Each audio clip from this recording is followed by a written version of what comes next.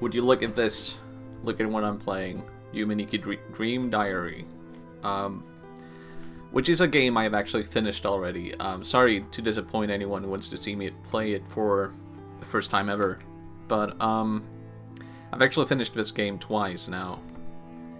And I have conflicted feelings about it. But I wanted to finish it a third time.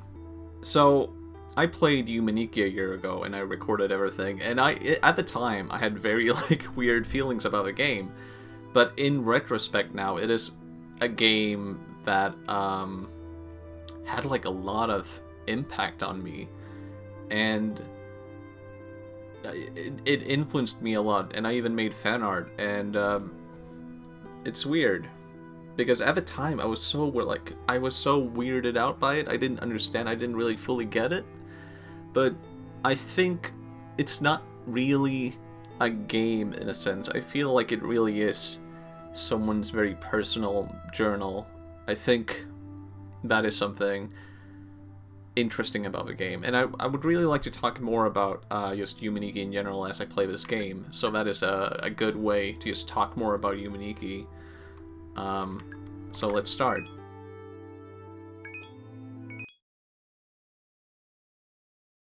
So I actually started recording this game the first time I played it, but I stopped doing it because I just felt like,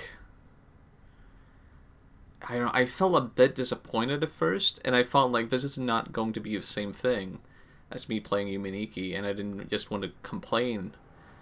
But I didn't necessarily hate the game. There's a lot of this game that I actually like.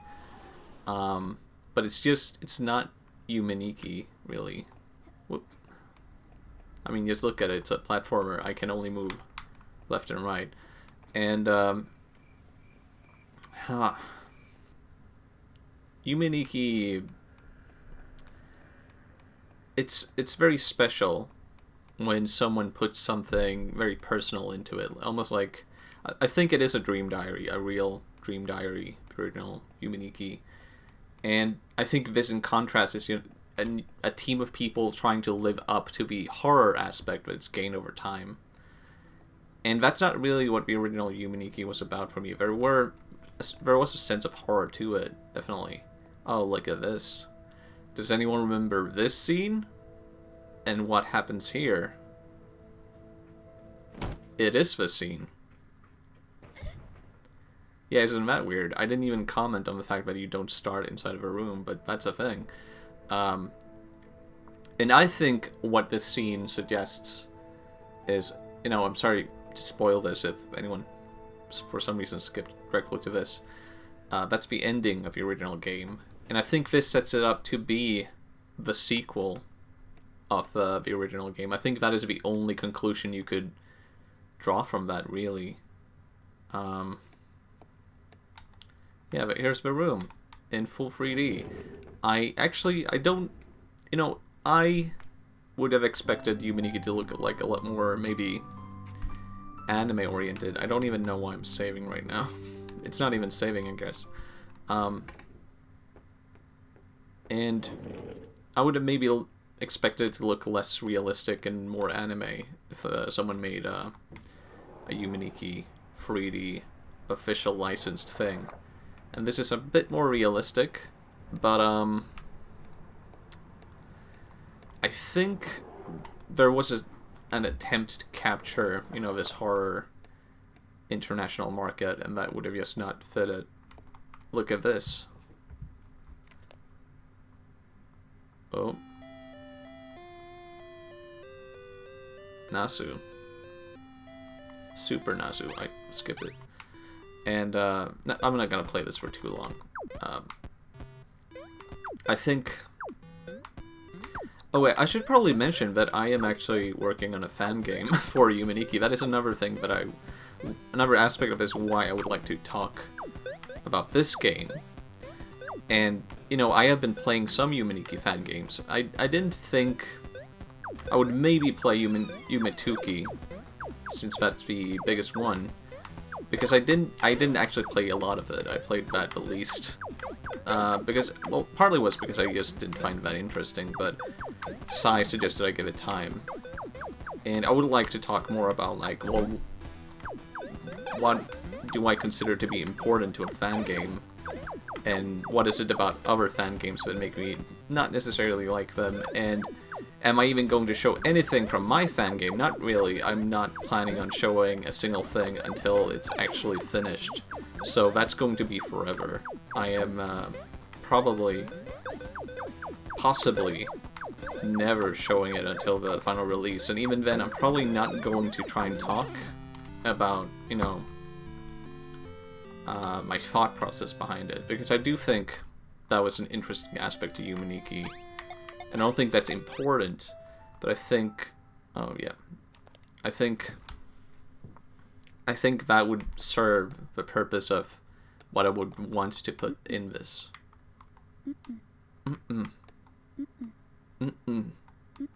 And that said, maybe my fan game will never ever be released because it will never be good enough, but if that is the case, then, you know, whatever. Ooh, I love the soundtrack of this game. I think that is the absolute high point of this, if anything. It's just the soundtrack of this game is amazing. I've listened to it a lot, actually. And it's probably the most depression-inducing thing you could possibly listen to. So I would not recommend it, but it's fascinating, isn't it? There's so much to the soundtrack that blows me away, just in terms of capturing mood. And the composer, as far as I know, is completely unheard of. I know she did like a couple of games that I don't think have ever been heard of, because they're just... I have to collect these things, I think, if I remember correctly. It's been a while, actually, since I played this. Ooh. And this is a new world, unless there's like some aspect to this that I'm completely missing from the original game. And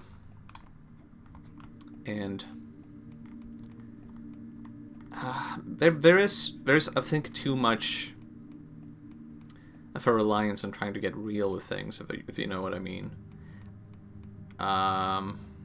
You know, you like the abstract aspect of Yume Nikki, the psychedelic almost, and this is just, it's not what I would want in the game, but I understand, you know, it's probably decent for marketing, trying to make it a horror game. Let's see how quickly I die because of these eyeballs that suck. I hate them because oh, I can just walk back. I forgot about that. I keep forgetting what I'm talking about, so I may just whoa, and if they hurt you, these eyeballs. So I'll try my best. Here's a hand, I think. Nope, more eyeballs. Ah, this soundtrack is so good. Oh. I even used a soundtrack in a video. I don't think you're allowed to do that. I've been trying to be more aware of that, making sure I use stuff that's not copyrighted. But it was so good that I could not help myself. Here's the bike. Concept art. I guess no bike for me in this game. It's been laid to rest. And I can... Oh yeah, they actually updated this game to make it a bit more open world. They released a patch 2.0 because there were so many complaints about the original game that the developers went back and changed a bit of it, which I appreciate. I think that's good, but to be honest, I think that was kind of intended. I kind of think they had planned that all along to just release a patch later to make it almost seem like they cared, because there wasn't really a big aspect to it that I thought was different. Oop, and now I have to avoid those things or they will kill me, and these eyeballs kill me. So this is interesting, right? How do I avoid that? Well, I have to make the eyeballs get over here. So I'm not big into puzzle games. Ah, god damn it. And that's how you die. So I have to make me eyeballs get over there somehow and do this again. So fun stuff. God damn it.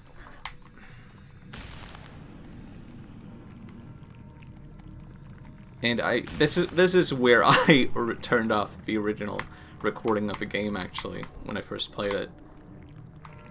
Because I was like, oh, this is not Yume Nikki. This is not something I like. But as I kept playing it, I enjoyed it more. And I do realize a lot of that has to do with what I guess you could call nostalgia for the original game.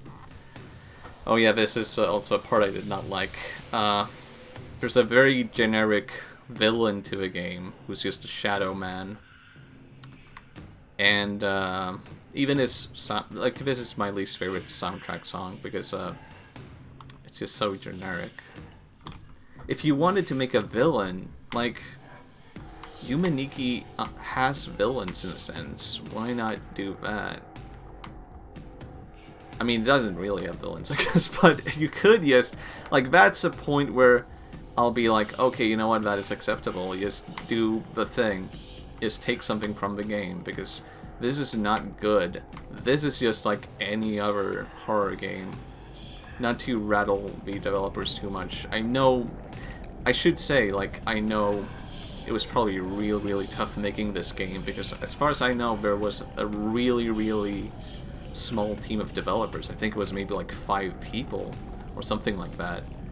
And they just had to make like a full-fledged game, but I can still complain about the parts I don't like, because we all make mistakes, right? Oh, I missed it. Oh, I died. This is not, so as you can see, if you have seen me play, or if you have played Yume Nikki, this is not Yume Nikki right here. This is, there is a more open world area to this game that you get to later, but it's, oh man, it's just not fun. Or at least I guess it could be fun. Like, if I knew nothing about Yume Nikki, maybe. But there's so much to this game that just makes me wish, like, oh man, I kind of just wish this was a new take on Yume Nikki, a new exploration game. That is what I would like out of a fan game or official series kind of game. I just want an exploration game. I want to be able to delve into things and be like, I wonder what this means. And if I have like an ocean of eyeballs rolling at me, I'm probably not going... Ah, goddammit. Probably not going to care so much about what that means. Because, it's just eyeballs. Oh, yeah. Look at this. A knife. And now it can attack. How adorable. What's really cute? 351. It says right there. Remember that. Oh yeah, another reason why I'm playing this game is that Sai, my friend Sai, who made me play the original game, he refuses to play this game. So, in a sense, I am playing this for him. 351, right? If I remember correctly. Nope. See, I don't actually know how to do this. I think that's it. Oh yeah, I probably should have showed what happens if I don't do that. But you can probably guess. I should probably show a couple of things at the very least. So... Ooh, walking slowly. Nope, I can walk faster. This thing would have eaten me. It would have just picked me up and eaten me. But instead it eats that. Now it's eating meat. Eating pork. Pork is not good for you. Ah.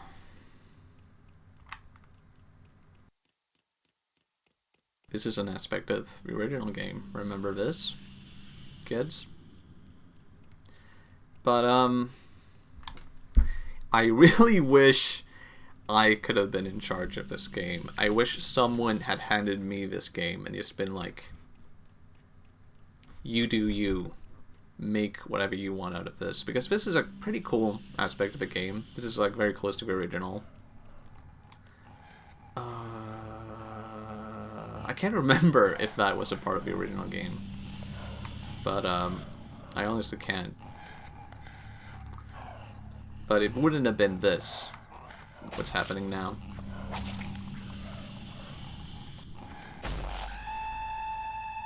Ooh. Oh boy. How about that? Look at that. The original Run Over Man. I'm just gonna increase the volume a bit. I hope that doesn't show up.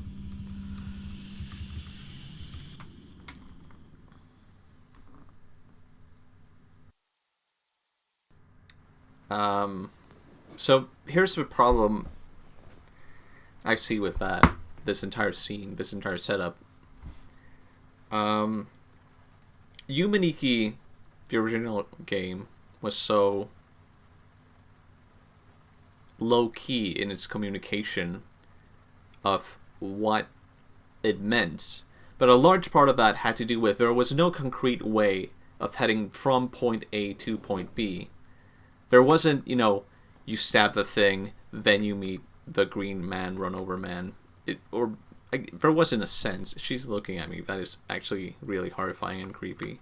I'm not even controlling her right now. But there was no A to B way of doing things. Mm-mm. Everything that had to do with constructing a sense of what the game meant had to do with your journey in the game. And that's probably what I would imagine a lot of people have gripes with in this game. There isn't really a large sense of, like, I wonder what this means, because you can probably tell what a lot of this means.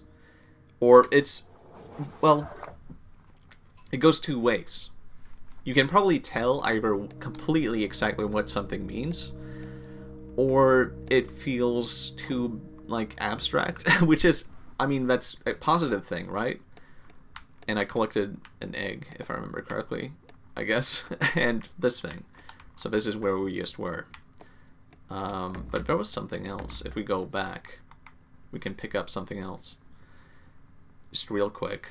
So, how do you make something both abstract and construct your own perception? And why is that bad that this game is doing something abstract but keeping it so concise and clear? I mean, it's not exactly storytelling at that point, I don't feel like. In the sense that it's laying out a series of things in a certain order and saying, what do you think of this? And it wants me to go, like, what's the point of this if I can't even head down? Like, what is the goal? Like, the thing is, can we draw something clear from this? What are we supposed to guess? Rolling eyes, what does that mean? Shadow creatures in the dark, what does that mean? I guess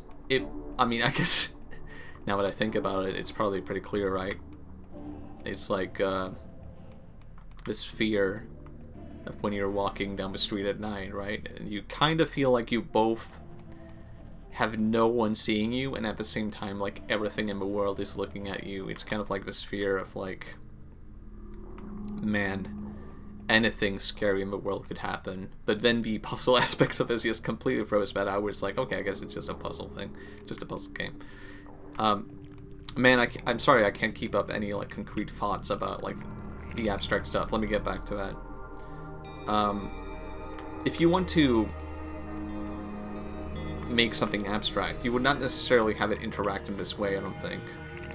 Because this is not really a good way to draw conclusions on the story, I don't feel like. Like, everything here is more... It's trying to be more of a game mechanic, I feel like. And that's a negative aspect to the story. I'm gonna die here because of these things now, and I can't walk into that, and that happens. Why does that happen? Who knows why? What is... And... Oh, damn it. It's sort of like... Let's reimagine this entire scene right here. First off, it would not actually be, Oh, maybe I can just make it happen and then... Maybe I don't actually need the ice now that I think about it. Maybe I can just make the arm appear and then run past it while it's going back. I hadn't thought of that. I mean, I actually think I have done that, but it just didn't work, so god damn it. So maybe that's just it. It doesn't work all the time.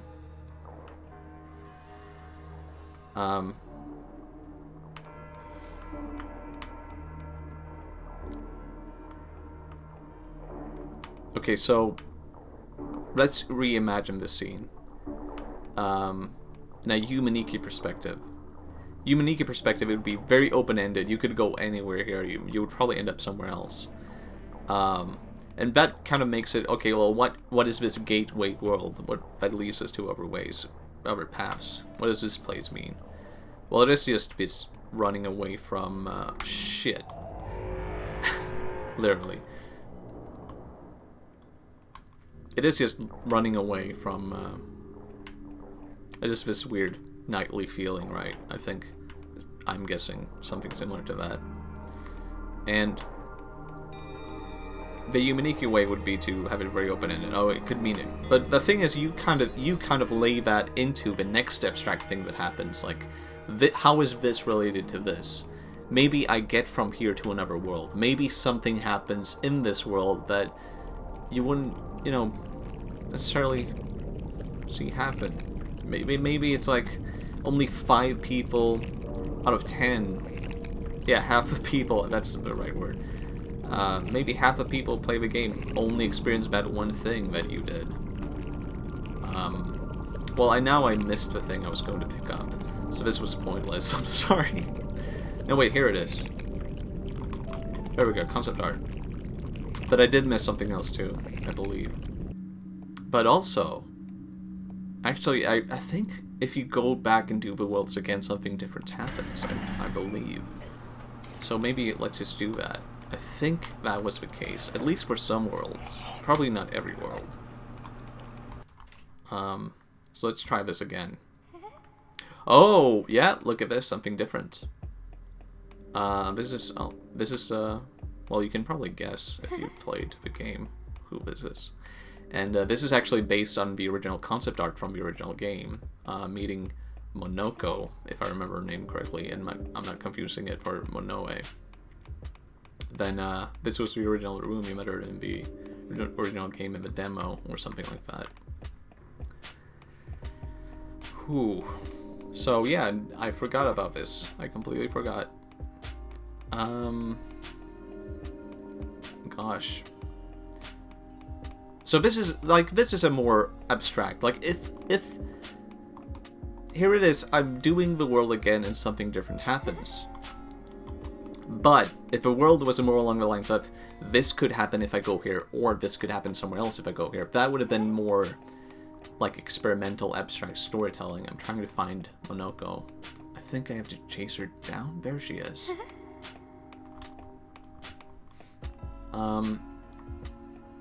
I don't necessarily like this song either. I think it's probably like the least fitting song to the soundtrack because it's a bit too lo-fi, and of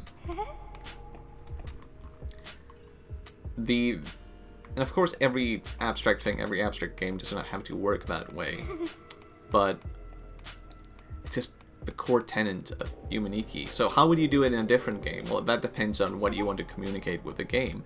Maybe you want something that is low communication, that people have to guess, like, what does this mean? What does this mean? You would probably need less abstract stuff, in a sense. There she is, coming to get me. And, she is kind of horrifying, actually. But, oof. She lifts things for some reason, though I can't, I'm not sure why, and I can get some concept art if I use this correctly. Or maybe I can just get it. Yep, I can get it. Oh shit, I don't think you're supposed to go here. What was I talking about? I keep getting off track. Right, so I think you would maybe need more or less, like, less abstract stuff. This game has a lot of, like, elements it can draw from the original Yume Nikki. However, if it were an original game, if you wanted to make the next Yume Nikki, you would not really imitate every single aspect of the game. As in, let's make a completely unrelated game to Yume Nikki. Let's make something new and different. It would probably serve us better if not every single aspect of the game is abstract. So, for example, let's say this is not Yume Nikki right now. This is a different game. And we're just in a room with this girl and floating beds. What does any of this mean? We could probably make a lot of guesses. But the lead up to any of this would not have to be the eyeballs rolling down the street, right? Like, this is completely unrelated to that. So if we were to set up a level, in a sense, maybe we would want to keep things a bit more concrete. And we can still guess, like, what the hell is wrong with this girl? What is going on here? Because we could make things more concrete in its abstractism. Maybe that makes no sense. But what makes, I think, low communication super interesting is the ability to say as much as possible with the least means possible. Or, yeah, I guess that's what I think it is. It's oh shit, I'm gonna get caught. I don't want to do this again. I think I got everything. Maybe I didn't. I think it's just about finding your way out, but I wanted to pick up some concept art. And this is the way out. Let's wake up. And I think if this game was completely, this remake, that is, was completely, remove any idea of Yume Nikki. If I had never played the original game, I don't think I would get the impression that this game has anything to say. It's kind of just picking random elements from a previous game. Ooh, that silhouette on the wall. Horrifying. If you had a more of a led-up way to meeting Monoko, that maybe had more things involved with that world, maybe that would have made sense. And that is, bearing in mind we want something to say, that is led on a path. If we do want to make a Yume Nikki game, that is Yume Nikki without being Yume Nikki, let's skip that one for now. And that's locked. I think that's the final thing. Final level.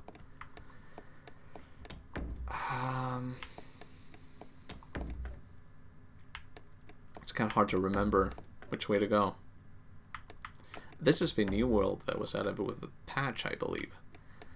So yeah. God, what was I talking about? So yeah, I'm not saying there's a core element of how you do abstract things. It's all down to what do I want to say with this game. And I think it would maybe work to the benefit in this case if they do want a more constructed narrative. That's the thing. Like, oh, God damn it! I guess that is the point I'm getting to. That was a long way of saying it. That, oh yeah, he doesn't want it. I have to give him something, but what is it? What does he want? This game draws on a very open-ended abstract thing, but it sets out to construct its narrative almost as if it had a constructed narrative. But it's not really saying anything, because that was not the point of the game. It's like two things with different messages coming together for the wrong reasons. It's getting a lot of yen, and I have 3,100. So the correct way, the only correct way you can do Yume Nikki. Oh god damn it, I forgot about that. And now I have to run because I tried to pick that up, which was a bad idea. Oh, I'm not gonna make it. Nope. I'm eating. I'm eating. Oh shit.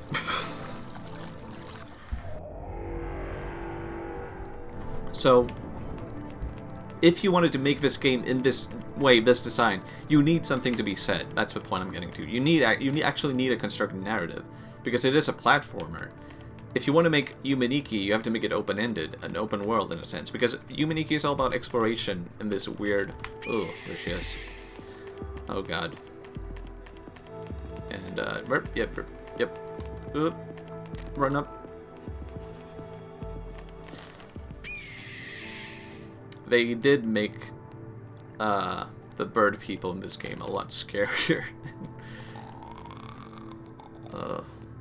And the sound design is very good.